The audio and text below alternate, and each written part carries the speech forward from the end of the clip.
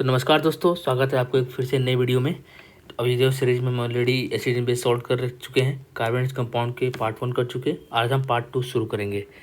ठीक है, तो इस वीडियो का अगर पीडीएफ चाहिए, दैट मीन्स जो पीडीएफ मैं यहाँ शो कर रहा हूँ, इसका पीडीएफ चाहिए तो डिस्क्रिप्शन बॉक्स में टेलीग्राम का लिंक दे रखा है, वहाँ से ज्वाइन कर सकते हो, आपको वहाँ से पीडीएफ मिल जाएंगे। ठीक है, आई होप आपने पार्ट 1 देख रखा होगा। पार्ट 1 में ऑलरेडी मैंने बेसिक चीज़ें डिस्कस कर ली है, और आज हम carbon and it's organic compound का जो अगला कुछ पोर्शन बचा हुआ है उसको हम लोग फिनिश करेंगे, और कार्बन कंपाउंड भी हम लोग कंप्लीट कर लेंगे। फिर इसके बाद जो नेक्स्ट लेक्चर आएगा वो आएगा कार्बन इस कंपाउंड जितने प्रीवियस ईयर क्वेश्चन पूछे गए हैं उसके सिलेक्टेड क्वेश्चन जिससे हम कुछ सीख सकते हैं उसके बारे में डिस्कस करेंगे। ठीक है, बिना कुछ देरी किए चलो वीडियो को शुरू करते हैं और लेट्स स्टार्ट। सबसे पहले देखो यार कि क्या है कि कार्बन जो होता है 3 टाइप का बॉन्ड बना सकता है। पहला carbon carbon single bond, carbon carbon double bond, carbon carbon triple bond. ठीक है, इसको हम थोड़ा सा मैं अच्छे से एक्सप्लेन करने की कोशिश करता हूँ। एक पेज ऐड कर लेता हूँ यहाँ पर मैं।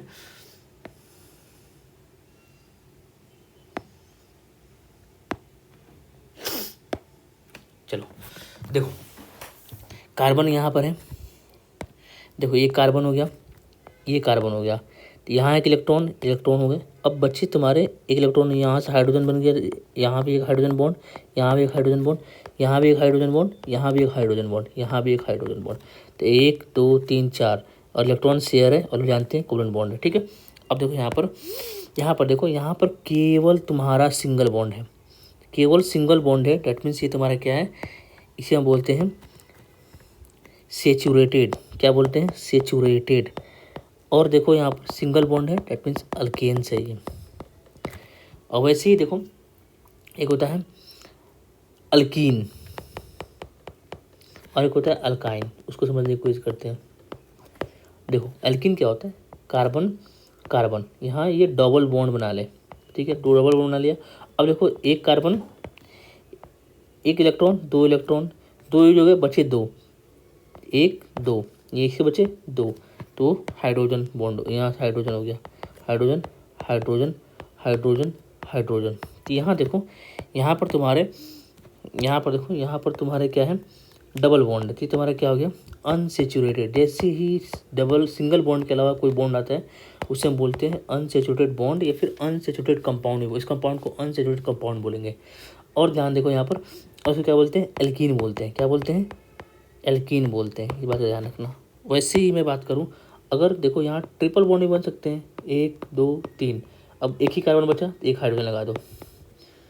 ठीक है, अब यहाँ पर देखो, यहाँ पर तुम्हारे 3 बॉन्ड है, यहाँ पर 3 बॉन्ड है, डैट मीन्स ये तुम्हारा एल्काइन हो गया, एल्काइन, वाई आएगा इसमें, एल्काइन हो गया। ठीक है, अब देखो जैसे ही सिंगल बॉन्ड के अलावा कोई भी बॉन्ड आता है वो कंपाउंड अनसेचुरेटेड हो जाता है। तो ये दोनों कंपाउंड क्या है, अनसेचुरेटेड है, और ये तुम्हारा सेचुरेटेड है।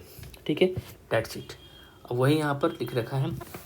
अब इसमें हम बात करेंगे अनसेचुरेटेड कंपाउंड के टाइप की। सेचुरेटेड मैंने पढ़ा रखा है ऑलरेडी एल्कीन के बारे में। अब देखो अनसेचुरेटेड कंपाउंड 2 टाइप के होते हैं, एक होता है एल्कीन, दूसरा होता है अल्काइंस। अभी जस्ट मैंने बताया आपको कि एल्कीन क्या होता है, जिसमें तुम्हारा डबल बॉन्ड हो, अल्काइन क्या होता है, इसमें ट्रिपल बॉन्ड हो। ठीक है, इसका जनरल फॉर्मूला CnH2n होता है। इसका जनरल फॉर्मूला क्या होता है, CnH2n-2। जनरल फार्मूला का मतलब होता क्या है? जनरल फार्मूला का मतलब होता है, सिंपली मैं समझाऊँ तुमको, जैसे एल्कीन का जनरल फार्मूला है CnH2n। तो यहाँ पर जो भी तुम्हारा कंपाउंड होगा, यहाँ रख लो, यहाँ पर ये तुम्हारा इसका कहते हैं क्या है, तुम्हारा C2H 1 2 3 4, 4 हाइड्रोजन है। ऐसे देखो Cn के वैल्यू यहाँ पर 2 पुट करो, C2, यहाँ 2 × 2 क्या होगा 4। ये तुम्हारा इससे मैच कर रहा है, इट मीन्स ये तुम्हारा क्या है, एल्कीन है। तो बहुत बार अगर तुमको कंपाउंड दे रहे या फिर पूछे कि भैया बता दो ये अल्कीन है कि अल्काइन है कि अल्केन है, तो तुम्हें जनरल फॉर्मूला, अल्केन का जनरल फॉर्मूला क्या रखा है, CnH2n+1। ठीक है, इससे आपको कंपेयर कर लेना है। ऐसे ही कंपेयर मैच कर देगा तो बोलेंगे अल्केन है, इससे मैच करेगा CnH2n से तो बोलेंगे अल्कीन है। अल्काइन है क्या होता है जनरल फॉर्मूला, अल्काइन का होता है CnH2n-2। अब इसे देखो यहाँ रखो, यहाँ पर क्या है, C2H2 है। अब यहाँ पर एन की वैल्यू 2 पुट करो, C2H 2 × 2 - 2, 4 में होगा 2, C2H2 आएगा। डेट मीन C2H2 क्या है, एक अल्काइन है। सिंपल, आपको इसे ध्यान रखना। ठीक है, आज बात करते हैं। देखो तो वही तुम्हारा CnH2 जनरल फॉर्मूला होता है, इसका जनरल फॉर्मूला CnH2n-2 होता है। और सबसे स्मॉलेस्ट एल्कीन कौन सी होती है, इथाइलिन होती है, इसे इथीन भी बोलते हैं। और सबसे स्मॉलेस्ट अल्काइन कौन सा होता है? एसिटाइलिन होता है, इथाइन भी बोलते हैं, और इसका जनरल फॉर्मूला C2H2 होता है। अब प्रॉपर्टी की बात कर लेते हैं हम। देखो, जो अल्कीन का शुरू के 3 मेंबर होते हैं, देखो अल्कीन का एक अलग परिवार है, अल्काइन का एक अलग परिवार होगा, फैमिली से तुम कंपेयर करो।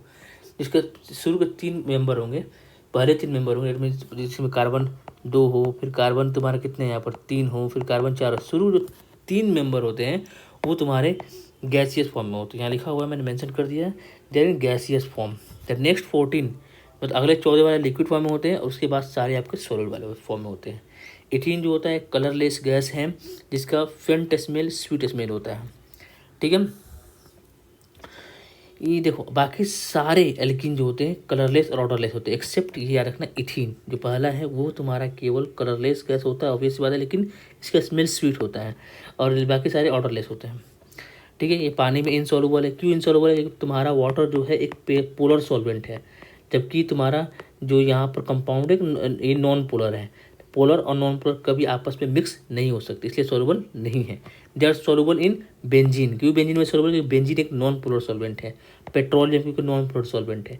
देखो लाइक कैन सॉल्युबल लाइक मतलब क्या पता, पोलर होगा कंपाउंड, पोलर सॉल्वेंट में ही तुम्हारा वो सॉल्युबल होगा, इस बात का ध्यान रखना। Melting point and boiling point, जैसे साइज बढ़ता है तो इसका मेल्टिंग और बॉइलिंग पॉइंट भी इंक्रीज करता है, इस बात का हमें ध्यान रखना है। ये प्रॉपर्टीज हो गई। अब बात करते हैं अल्काइन की property. The first 3 members are gases, same शुरू के 3 मेंबर गैसेस होते हैं। नेक्स्ट 8 लिक्विड होते हैं, बाकी हायर नंबर सॉलिड फॉर्म में होते हैं। सारे अल्काइन कलरलेस होते हैं, कोई कलर नहीं होती है। इथाइन जिसे हम एसिटिलाइन बोलते हैं, C2H2 को हम लोग क्या बोलते हैं याद रखना, इथाइन बोलते हैं। देखो एक कार्बन हो मिथ बोलते हैं, 2 कार्बन हो इथ लगेगा आगे, 3 कार्बन हो प्रोप हो जाएगा, 4 कार्बन हो ब्यूट हो जाएगा, इस बात का ध्यान रखना। तो यहाँ पर 2 कार्बन है तो मिथ इथ। ठीक है, इथाइन जो होता है वो तुम्हारा स्वीट होता है और मस्की ऑर्डर का होता है, बाकी सारे मेंबर ऑर्डर ऐसे, इस बात का ध्यान रखना। Alkyne sir weekly polar in nature, मतलब हल्का हल्का इसमें पोलर नेचर आना शुरू हो जाता है, मतलब पोलर नहीं है बट नॉन पोलर अभी भी, लेकिन हल्का हल्का उसका लक्षण आना शुरू हो जाता है। इसकी मेल्टिंग पॉइंट और बॉइलिंग पॉइंट और डेंसिटी जो होती है, जैसे मोलर मास बढ़ेगा वैसे उसकी मेल्टिंग पॉइंट, बॉइलिंग पॉइंट और डेंसिटी इंक्रीज होनी शुरू हो जाएगी। ठीक है, इसकी कुछ एक्सेप्शन भी है बट उसको हम लोग यहाँ डिस्कस नहीं करेंगे, हाइड्रोकार्बन जब पढ़ेंगे वहाँ डिस्कस करेंगे। ठीक है, अब आगे बात करते हैं फैक्ट कुछ यहाँ पर। Acetylene is use for arc welding. Arc welding मतलब होता है आर्क वेल्डिंग के, बस सिंपली याद रखो एसिटाइलिन का यूज कहाँ होता है तो आर्क वेल्डिंग में याद होता है। In the form of oxyacetylene flame obtained by the mixing acetylene with oxygen jet. क्या होता है देखो यहाँ पर, ये तुम्हारा एसिटाइलिन तो ऑलरेडी है, जिसे ऑक्सीजन सप्लाई होता है, जब ये दोनों मिलकर जलते हैं तो उस समय ये आर्क वेल्डिंग में इसका यूज होता है। इथाइलिन इज नेचुरल होता है, सेफ होता है, necessary for phyto hormone for repairing. देखो हाँ ये एग्जाम में पूछा हुआ है, प्रीवियस ईयर क्वेश्चन में पूछा हुआ है कि which of the following compound use for ripening the fruit. तो इस ध्यान रखना इथाइलिन का जो यूज होता है वो राइपनिंग में जो होता है, हम लोग बोलते हैं कि आम पक्का नहीं है, इसको आम अभी कच्चा है, उसको पकाने के लिए कुछ हम लोग केमिकल डालते हैं, उसे हम इथाइलिन बोलते हैं, याद रखना। फाइटो हार्मोन रिलीज करता है, फाइटो हार्मोन रिस्पॉन्सिबल होता है किसी भी फल को पकने में हेल्प करता है। देखो ये इथाइलिन का ना, इथाइलिन गैस यूज करते हैं। अब देखो कंबसन क्या है, जो कंबसन के बारे में पढ़ते हैं, जब अनसैचुरेटेड हाइड्रोकार्बन को बर्न करते हैं तो येलो फ्लेम निकलता है। कैसे फ्लेम निकलता है? येलो फ्लेम निकलता है और ब्लैक स्मोक। ठीक है, हाइड्रोजनेशन ऑफ एल्कीन क्या होता है? हाइड्रोजनेशन ऑफ एल्कीन मतलब होता है कि जब हमारा जो एल्कीन गिवन है, जब एल्कीन हमारा जो गिवन है, जब वो हाइड्रोजन से रिएक्शन करता है उसे बोलते हैं हाइड्रोजनेशन। हाइड्रोजनेशन क्या है समझो, हमारे सामने क्या है, यहाँ पर एल्कीन है, इसको हम जब हाइड्रोजन रिएक्शन करते हैं इस प्रोसेस क्या बोलते हैं? हाइड्रोजिनेशन। हाइड्रोजन लग गया उसके साथ, हाइड्रोजिनेशन बोलते हैं। ठीक है, react with hydrogen in the presence of catalyst. ये कैटलिस्ट क्या होता है समझाता हूँ, लाइक प्लेटिनम, प्लेडियम, निकल, ये सब कैटलिस्ट यूज होते हैं। This reaction is widely use in hydrogenation of vegetable oils. Vegetable oils are the converted into vanaspati ghee using निकल इन द कैटलिस्ट। अब देखो यहाँ पर कैटलिस्ट शब्द है तो कैटलिस्ट समझ लेते हैं। देखो कैटलिस्ट अपने घर के जो लोग होते हैं ना, कुछ लोग लड़ाई लड़वाने में एक नंबर होते हैं। मान लो तुम्हारा ये ए है, ये बी है, एक सी बंदा आया, ये गया यहाँ जाकर बी से बुराई कर दिया, फिर ये उठ के यहाँ गया बी से ए के बारे में बुराई कर दिया और ये आपस में लड़ना शुरू कर दिया। यहाँ सी को कोई फ़र्क नहीं पड़ा, ये बस आपस में लड़ना शुरू कर दिए। इसी क्या यहाँ पर कैटलिस्ट है। वैसे ही जब हम रिएक्शन कराते हैं, मान लो ए प्लस बी रिएक्शन हो रहा है, ये आपस में रिएक्ट नहीं कर पा रहे, तो फिर हम यहाँ पर क्या करते हैं, कोई कैटलिस्ट ऐड कर देते हैं। कैटलिस्ट ऐड करने से क्या होता है, अब ये रिएक्शन तेज़ी से होना शुरू हो जाता है। याद रखना है पूरे रिएक्शन के दौरान कैटलिस्ट पर कोई फ़र्क नहीं पड़ता है, वो वैसे की वैसे ही पड़ा रहता है। डेट मीन्स कैटलिस्ट एक ऐसा सब्सटेंस है जो रिएक्टिविटी को बढ़ा देता है, रिएक्शन कराने में हेल्प करता है, उसे हम बोलते हैं कैटलिस्ट। ठीक है, तो वही सेम वही यहाँ पर लिखा हुआ था कि जब हाइड्रोजन से रिएक्शन कराते हैं हम एल्कीन का, तो एल्कीन और हाइड्रोजन रिएक्ट नहीं करते हैं, फिर हम वहाँ पर प्लेटिनम बुआ टाइप का बुलाते हैं, वो आता है, दोनों की रिएक्टिविटी बढ़ाता है, दोनों रिएक्शन करते हैं, फर्दर प्रोसेस जो हमारा रिक्वायरमेंट ऑफ प्रोडक्ट वो बन जाता है। तो प्लेटिनम हो गया, पैलेडियम हो गया, निकल हो गया, ये सारे यूज होते हैं एज कैटलिस्ट। ठीक है, आई होप तुमको समझ में आया होगा। तो वही यहाँ पर लिखा हुआ, देखो यहाँ पर catalyst is substance that change the rate of chemical reaction without undergoing any permanent chemical change. देखा ना, लिखा है यहाँ पर। अब फॉर एग्जाम्पल देखो KClO3 है, KClO3 सोइल फॉर्म में है, यहाँ पर मैंने कैटलिस्ट डाल दिया MnO2, तो अब ये इजीली टूट जाएगा KClO3O2। मतलब ये MnO2 ने क्या किया, MnO2 ने इसको तोड़ने के लिए मजबूर कर दिया, ये टूट गया, मतलब ये रिएक्शन को फास्ट कर दिया, रिएक्शन करने में हेल्प कर दिया, लेकिन इसको कोई फ़र्क नहीं पड़ा, जैसा था वैसे ही है अभी भी। डेट मीन्स MnO क्या है, यहाँ पर कैटलिस्ट है। That's it. अब देखो कैटलिस्ट के टाइप देखो, कैटलिस्ट तुम्हारे 3 टाइप के होते हैं। एक होते हैं होमोजेनस कैटलिस्ट, तीसरा हेट्रोजेनस कैटलिस्ट, दूसरा हेट्रोजेनस कैटलिस्ट, तीसरा एंजाइम। अब होमोजेनस कैटलिस्ट क्या होता है, होमोजेनस कैटलिस्ट मतलब होता है कि वो ये देखो जो बांटा गया ना, होमोजेनस कैटलिस्ट, हेट्रोजेनस कैटलिस्ट, ये इस बेसिस पर बांटा गया है कि जो हमारा रिएक्टेंट है और जो कैटलिस्ट है दोनों का स्टेट कैसा है। फॉर एग्जांपल यहाँ देखो रिएक्टेंट SO2 गैस फॉर्म में है और यहाँ पर जो हमारा कैटलिस्ट है वो भी गैस फॉर्म में है। डैट मीन्स रिएक्टेंट और कैटलिस्ट दोनों सेम फॉर्म में हो तो इसे हम बोलेंगे होमोजीनस कैटलिस्ट। तो यहाँ पर NO क्या है, होमोजीनस कैटलिस्ट है। ये लिखा हुआ है यहाँ पर, nitric oxide facilitate the oxidation of sulphur dioxide two sulphur trioxide. देखो सल्फर का ऑक्सीजन से रिएक्शन कराने के लिए यहाँ पर NO डाला, देखो यहाँ भी गैस फॉर्म में और ये भी गैस फॉर्म में, थोड़ा सा हटा दो, यहाँ पर दोनों गैस फॉर्म में हैं। तो ये NO जो हुआ तुम्हारा एक होमोजीनस कैटलिस्ट का एग्जाम्पल हो गया। ठीक है, रखना जो ये प्रोसेस है इसे हम बोलते हैं, इस प्रोसेस को बोलते हैं चेम्बर, लेड चेम्बर प्रोसेस बोलते हैं। इस प्रोसेस को क्या बोलते हैं, lead chamber process. Heterogeneous catalyst क्या होता है, सिंपल, इसका उल्टा हो गया।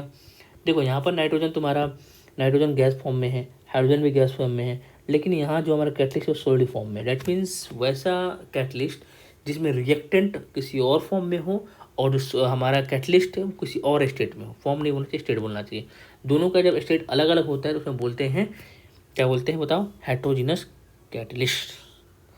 ठीक है, और एक कौन सा एग्जांपल है, इस रिएक्शन को याद रखना, अरे सॉरी यार, इस रिएक्शन को याद रखना, ये बॉर्न हैबर प्रोसेस है। Born Haber process use for making the ammonia, ये भी इस एग्जाम में आ सकता है। ठीक है, अगला है enzyme, that means bio catalyst. Enzyme क्या है, देखो जैसे ये तो हमारे केमिकल हो गए, हमारे बॉडी के अंदर भी बायोकेमिकल जो कि बायोलॉजिकल रिलेटेड है उसे बोलते हैं बायोलॉजिकल कैटलिस्ट, तो एंजाइम बोलते हैं। जो कि मेनली प्रोटीन होता है, ये क्या करता है कि that speed up the biochemical reaction. Example amylase, amylase देखो मतलब वही ये केमिकल था, अब ये बॉडी में आ गया, उसको बोल देंगे एंजाइम बोल देंगे, simple. Amylase convert the starch into maltose, लेकिन एमाइलेज कुछ होता है, एमाइलेज क्या है यहाँ पर, एंजाइम है, बायो कैटलिस्ट है। ठीक है, सिंपली समझ में आया। ओके, आगे बढ़ते हैं। अब इनहिबिटर क्या होता है, तो हम बात करते हैं इनहिबिटर की। इनहिबिटर क्या होता है, इनहिबिटर जैसे हमारा कैटलिस्ट क्या करता है, कैटलिस्ट रेट ऑफ रिएक्शन को बढ़ा देता है, वैसे इनहिबिटर क्या करता है, रेट ऑफ रिएक्शन को कम कर देता है। ठीक है, एग्जांपल देख लो यहाँ पर, glycerol retard the decomposition of hydrogen peroxide. ठीक है, यहाँ 2 टर्म है, catalytic promoter and catalytic poison. Catalytic promoter क्या करता है, फॉर एग्जांपल देखो यहाँ पर मैं समझाने की कोशिश कर रहा हूँ कि N2 और H2 के बीच में रिएक्शन तो हो रही है in the presence of Fe solid, क्या है तुम्हारे यहाँ पर कैटलिस्ट है, लेकिन इस कैटलिस्ट की एक्टिविटी को बढ़ाना है और अच्छे और ज़्यादा से अच्छे से काम करता है, मोली जोड़ देंगे।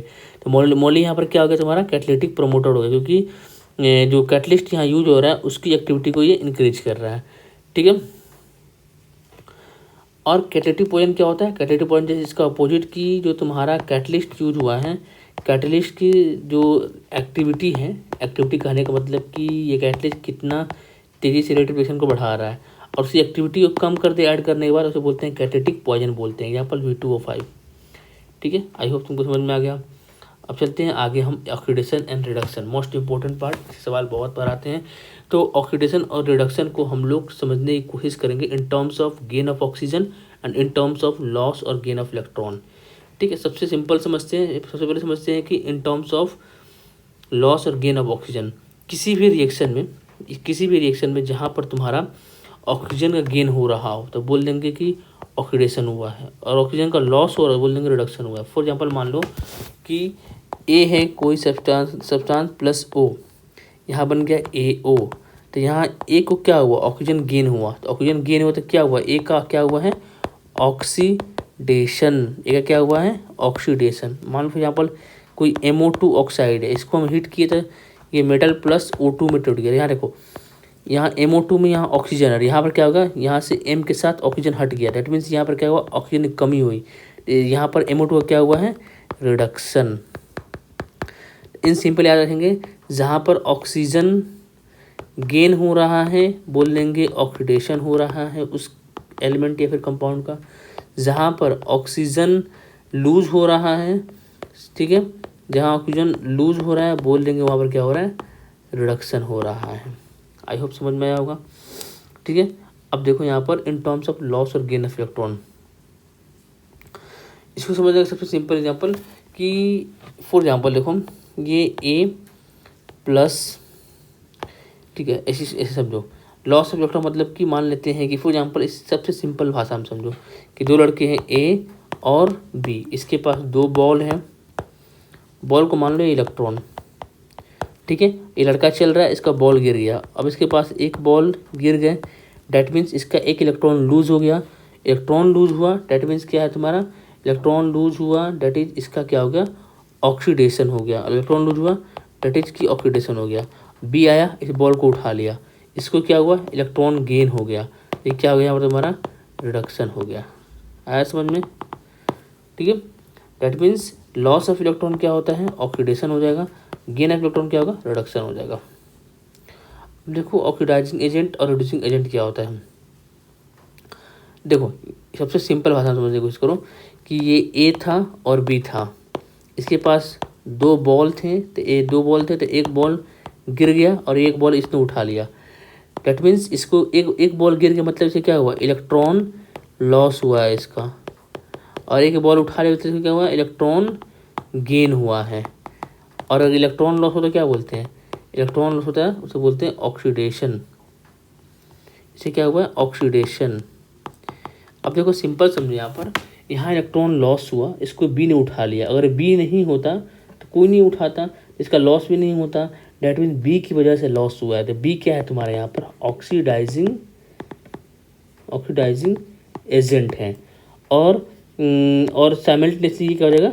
Reducing agent. सिंपल बोले तो हम देखो कि ऑक्सीडाइजिंग एजेंट क्या होता है कि जो कि इलेक्ट्रॉन को एक्सेप्ट करता है, रिएक्शन में जहाँ भी दिख रहा हो कोई कंपाउंड इलेक्ट्रॉन को एक्सेप्ट कर वो ऑक्सीडाइजिंग एजेंट हो जाएगा, और उसका रिडक्शन होता है। जो ऑक्सीडाइजिंग एजेंट होता है ना वो रिडक्शन होता है, और जो उसका रिडक्शन होता है, और जो रिड्यूसिंग एजेंट होता है उसका ऑक्सीडेशन होता है। सिंपल याद रखो, ठीक है। एग्जाम्पल ऑक्सीडेशन क्या होगा? Rancidity of butter, rusting of iron and souring of wine, ठीक है। अब यहाँ देखो, जैसे फॉर एग्जाम्पल सिंपल देखो यहाँ पर क्या हुआ? यहाँ Fe2O3 है, आया समझ में? अब यहाँ पर देखो ये यहाँ से यहाँ गया, यहाँ पर यहाँ का ऑक्सीजन गायब हो गया, O2 लॉस हुआ। O2 लॉस होते क्या बोलते हैं? उसका रिडक्शन होगा, मतलब Fe2O3 का यहाँ पर रिडक्शन हुआ है। अब यहाँ देखो CO है, और यहाँ पर एक है तुम्हारा ऑक्सीजन, यहाँ पर दो ऑक्सीजन, दैट मीन यहाँ पर क्या हुआ है? O2 गेन हुआ है, और O2 गेन होने क्या बोलते हैं? ऑक्सीडेशन। तब बोल सकते हैं कि यहाँ पर Fe2O3 का रिडक्शन हुआ है और CO का क्या हुआ है? ऑक्सीडेशन हुआ है। ठीक है, आई होप समझ में आया होगा। इरेज कर देते हैं, ठीक है। अब देखो लॉस ऑफ हाइड्रोजन, अगर एक बात ध्यान रखना कि अगर हाइड्रोजन लॉस हो रहा है, for example CH3 CH2 OH, यहाँ पर 3 2 5 1 6, यहाँ पर टोटल 6 हाइड्रोजन है, यहाँ पर कितने हैं 3 1 4, 4 हाइड्रोजन है। मतलब कि यहाँ पर क्या हुआ है, हाइड्रोजन का लॉस हुआ है, और हाइड्रोजन का लॉस हुआ तो उसे क्या बोलते हैं ऑक्सीडेशन। मतलब कि इसका क्या हुआ है ऑक्सीडेशन हुआ है। आई होप समझ में आया होगा। ठीक है, अब यहाँ देखो 3 1 4, टोटल यहाँ पर 4 हाइड्रोजन है। रिएक्शन के बाद कितने हो हाइड्रोजन 3 2 5 1 6, टोटल 6 हाइड्रोजन है। मतलब यहाँ पर क्या हुआ है हाइड्रोजन गेन हुआ है, और अगर हाइड्रोजन गेन हो तो दैट मीन्स वो क्या हुआ है उसका रिडक्शन हुआ है। ठीक है, इस टर्म में भी याद रखें। तो मतलब 3 चीज़ें हमने पढ़ लिया। अगर ऑक्सीजन का गेन हुआ है तो ऑक्सीडेशन, ऑक्सीजन का लॉस हुआ है तो रिडक्शन, इलेक्ट्रॉन का लॉस हुआ है ऑक्सीडेशन, इलेक्ट्रॉन का गेन हुआ है रिडक्शन। वैसे ही हाइड्रोजन का, अगर हाइड्रोजन का लॉस हुआ है डेट मीन्स ऑक्सीडेशन, हाइड्रोजन का गेन हुआ है डेट मीन्स रिडक्शन। नेक्स्ट देखो, अब चार्ज इलेक्ट्रॉन हो यहाँ पर Cu2 प्लस। देखो जहाँ भी अगर मान लो A+2, इसका मतलब ये होता है ना कि A पर 2 इलेक्ट्रॉन की कमी है, प्लस दिखा रहा है तो इलेक्ट्रॉन की कमी है। अब देखो ये इसके इलेक्ट्रॉन की कमी है। अब यहाँ पर कुछ चार्ज नहीं है, मतलब कि जो 2 इलेक्ट्रॉन की कमी थी कमी पूरी हो गई। कमी कैसे पूरी होगी, जब इसके पास 2 इलेक्ट्रॉन गेन होगा। इलेक्ट्रॉन गेन दैट मीन्स क्या हो गया रिडक्शन हो गया। अब यहाँ देखो Mg है मैग्नीशियम, यहाँ पर कोई इस पर कर्जा नहीं है, मतलब कहने मतलब कि इसके पास भरपूर इलेक्ट्रॉन है। लेकिन ये Mg2 प्लस मतलब क्या हुआ 2 इलेक्ट्रॉन की कमी हो गई। मतलब यहाँ पे इलेक्ट्रॉन कमी हुआ है, मतलब कि लॉस हुआ है, ऑक्सीडेशन हुआ है। ठीक है, आया समझ में। आगे बढ़े, आगे बढ़ते हैं। ठीक है, अब रिडॉक्स रिएक्शन क्या बोलते हैं। रिडॉक्स रिएक्शन सिंपली समझो कि जो हमारा गिवन रिएक्शन हो उसी रिएक्शन में साइमल्टेनियसली एक कंपाउंड का ऑक्सीडेशन हो रहा हो और दूसरे कंपाउंड का रिडक्शन हो रहा हो, उसे बोलते हैं रिडॉक्स रिएक्शन। सिंपल लैंग्वेज समझाता हूँ मैं, इसको पहले इरेज कर देते हैं।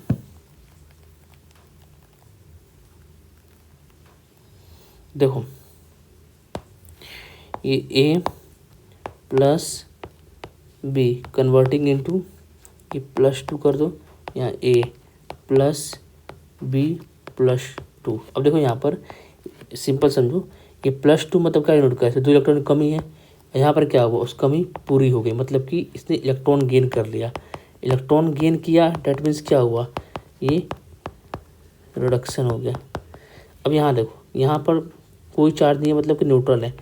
यहाँ B+2 मतलब क्या हुआ 2 इलेक्ट्रॉन की कमी है, 2 इलेक्ट्रॉन की कमी है डेट मीन्स यहाँ पर इलेक्ट्रॉन क्या हुआ है लूज हुआ है। यहाँ पर क्या होगा इसका ऑक्सीडेशन। डेट मीन्स हम यहाँ देख रहे हैं, यहाँ पर हम क्या देख रहे हैं कि एक ही रिएक्शन में ऑक्सीडेशन भी हो रहा है रिडक्शन भी हो रहा है। तो ये जो रिएक्शन है टोटल इसे बोलते हैं रिडॉक्स रिएक्शन। क्या बोलते हैं रिडॉक्स रिएक्शन। आई होप समझ में आया होगा। अब यहाँ पर एक और टर्म आता है, यहाँ पर एक और टर्म एग्जाम्पल है रिडॉक्स रिएक्शन। सबसे सिंपल जो हमने पढ़ा है फोटोसिंथेसिस, इसको ये इसके एग्जाम्पल हो गया। ठीक है, अब देखो डिस्प्रोपोर्शनेट रिएक्शन क्या होता है।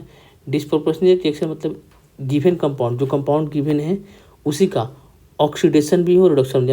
यहाँ न्यूट्रल है, मतलब इस पर कोई इलेक्ट्रॉन की कमी नहीं है ना ज़्यादा भी है। लेकिन यहाँ देखो ये +n मतलब कि क्या हुआ कि यहाँ पर कुछ इलेक्ट्रॉन की कमी हो गई। इलेक्ट्रॉन लूज मतलब कि इसका हुआ है ऑक्सीडेशन। क्या हुआ है इसका ऑक्सीडेशन। यहाँ देखो -9 का मतलब 2 इलेक्ट्रॉन, 1 इलेक्ट्रॉन ज़्यादा आ गया, इन इलेक्ट्रॉन ज़्यादा आ गया, मतलब क्या हो गया इलेक्ट्रॉन गेन हुआ है। तो यहाँ पर रिडक्शन मतलब एक ही कंपाउंड का ऑक्सीडेशन भी हुआ है और रिडक्शन भी हुआ है। तो इस रिएक्शन क्या बोलते हैं डिस्प्रोपोर्शनेट रिएक्शन बोलते हैं।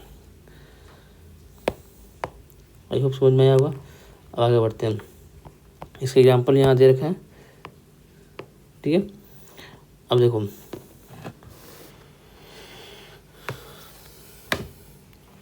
Oxidation state. देखो ऑक्सीडेशन स्टेट क्या होता है, रिडक्शन स्टेट क्या होता है, इसको भी तुम छोड़ दो, इसको हम लोग शॉर्ट वीडियो के थ्रू समझ लेंगे कैसे ऑक्सीडेशन नंबर निकालते हैं।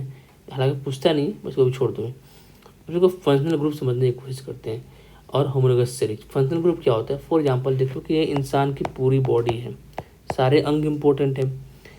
लेट्स सपोज चलो ये हटा दो। फंक्शनल ग्रुप क्या होता है कि एक इंसान का बॉडी का वो पार्ट जो कि एक्शन में पार्टिसिपेट करता है, that is called functional group. Simply बोल सकते हो कि अगर हम केमिस्ट्री टर्म में बोले अगर हम, तो functional group are the specific substituent within a molecule. कोई एक मॉलिक्यूल है और उसमें कोई ऐसा ग्रुप लग गया जिसकी वजह से इस मॉलिक्यूल की रिएक्टिविटी बढ़ जाए, तो यही क्या है तुम्हारा फंक्शनल ग्रुप है। ठीक है, यही क्या है फंक्शनल ग्रुप है। और होमोलोगस सीरीज क्या है, होमोलोगस सीरीज क्या है, मान लो ये ACH2 है, अगला क्या होता है AC2H2 हो सकता है, अगला क्या होता है AC3H3 हो सकता है। इसमें क्या होता है कि फंक्शनल ग्रुप सब में सेम है, बट इसका साइज क्या है अलग है। डेट मीन्स ये क्या है होमोलोगस सीरीज है, पूरा सीरीज बना, ये क्या है तुम्हारा होमोलोगस सीरीज है। ठीक है, इसी कैरेक्टरिस्टिक क्या होता है, डिटरमाइन द केमिकल, हाँ जो यहाँ पर लगे रहते हैं फंक्शनल ग्रुप, वो उस गिवन कंपाउंड की केमिकल रिएक्टिविटी और को डिसाइड करता है। अलग अलग फंक्शनल ग्रुप की अलग अलग रिएक्टिविटी होती हैं। ठीक है, वैसे देखो arrange different chemical compound according to the similarity of the chemical reactivity having a similar nearly similar chemical reactivity among the member of the series. मान लो फॉर एग्जांपल, सबसे सिंपल एग्जांपल अल्कोहल, अल्कोहल पहले बन गया CH3OH, अगला क्या होता है CH3CH2OH। यहाँ देखो ये भी फंक्शनल ग्रुप सेम है और सारा ये अल्केन है, मतलब कि ये फैमिली भी सेम है, बस केवल साइज का डिफरेंस है। तो ये तुम्हारा क्या है कंप्लीट होमोलोगस सीरीज हो गया। तो इन दोनों की जो प्रॉपर्टी होती है काफ़ी सिमिलर होती है, ज़्यादा का डिफरेंस नहीं होता है। वही लिखा था रिएक्टिविटी भी ज़्यादा डिफरेंट नहीं होता है। वही यहाँ पर देखो homologous series of primary alcohol start with methane, ethane, propane, butane, pentane. मतलब अब मीथेन क्या होता है समझ में है ना, CH4, इथेन क्या हुआ C2H6। ठीक है, दो इसमें कार्बन होते हैं, 3 कार्बन, 4 कार्बन, 5 कार्बन। इसमें क्या होता है कि केवल नंबर ऑफ कार्बन बढ़ रहे हैं, जबकि फंक्शनल ग्रुप OH सेम है। ये जो तुम्हारा फैमिली बन रही थी बोलते हैं होमोलोगस सीरीज। कुछ बेसिक ऑर्गेनिक कंपाउंड को हम जान लेते हैं और उससे फंक्शनल ग्रुप, जैसे अल्कोहल, अल्कोहल एक अपने आप एक फंक्शनल ग्रुप है। ये देखो ROH लगा, जहाँ भी OH दिख जाए मतलब कि वो अल्कोहल फंक्शनल ग्रुप है। कौन फॉर्मूला ROH, आर क्या है यहाँ पर R तुम्हारा अल्केन या फिर अल्कीन कुछ भी हो सकता है। ठीक है, जैसे इथेनॉल CH3CH2OH एग्जाम्पल हो गया।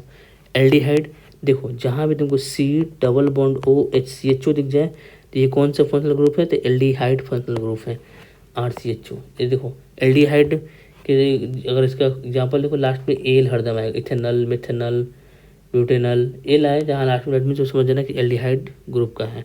कीटोन क्या होता है, कीटोन देखो RC डबल बॉन्ड OR, ये R का डिपेंड कर रहा है, वो डिपेंड अलग अलग ग्रुप कर सकता है। मतलब फॉर एग्जाम्पल मिथेन, इथेन कुछ भी लग सकता है वहाँ पर। इसका RCOR acetone, CH3COOH, carboxylic acid का देखो फंक्शनल ग्रुप क्या है RC double bond OOH। Differentiate करो, देखो इसमें O लगा दो तो ये बन जाएगा, अगर इसमें तुम्हारा ये हटा दो R लगा दो तो ये बन जाएगा, और इसमें अगर ये उड़ा दो तो ये बन जाएगा।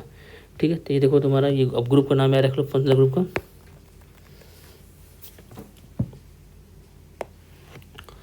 ये कार्बोक्सिलिक फंक्शनल ग्रुप है, इथेनोइक एसिड एग्जाम्पल हो गया। Ester RC double bond OOR, ये तुम्हारा मिथाइल एसीटेट इसका एग्जाम्पल हो जाएगा। इथर देख लो, इथर बीच में ऑक्सीजन ब्रिज होता है ROR, example di methyl ether.